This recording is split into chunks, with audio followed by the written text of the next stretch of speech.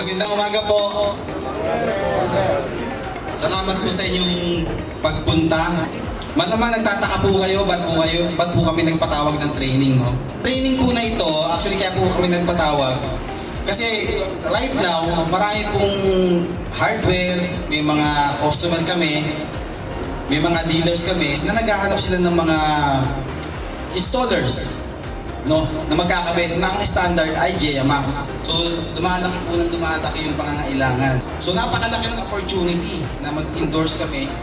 So that is why itong Carpintero training, ang kalalabasan nito, meron kayong mga accreditation, accredit na po kayo sa JEA Max Pool of Installers. So since kayo ay accredited na ni JEA, anong maganda? Pwede rin kayong mag-charge ng medyo mas mahal. Standard na pagkakabit ko ay JEA standard. Welcome po kayo. Sana po seryosohin nyo yung training. Napakaganda po.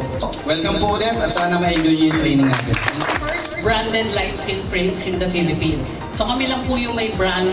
Makikita nyo sa mga ibang supplier. JEA Max lang po ang may brand na light steel frame. So ang JEA Max po ay sumusunod sa standard, or actually kami ang sinusunod ng mga ibang manufacturer ng light steel frame, no? Kasi may PS mark.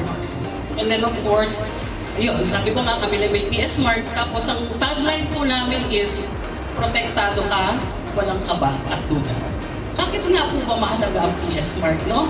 Apruebo po yan na pumasa kami sa Philippine standard, no? Yung meron kaming tamang sukat, tamang haba, at tamang kapal. Yung tuturo namin is yung standard talaga. So kung susundin natin yun, sir, mas maganda. Kasi yung iba, alam ko may mga installer talaga na natuto, pero iba yung pamamaraan nila ng pagkakas. Gusto nila mag-depend, kaya gumamit sila ng substandard, mas manifest. Nakadepend po sila sa ngayon. Pero pag yun po bumigay, bumagsak, mas magastos po yun. Di ba rin isang beses na tayo gumastos, sigurado pa safe tayo. So kailangan sa sundin natin yung tamang procedure. Hindi na ba kayo sa raffle? Yes!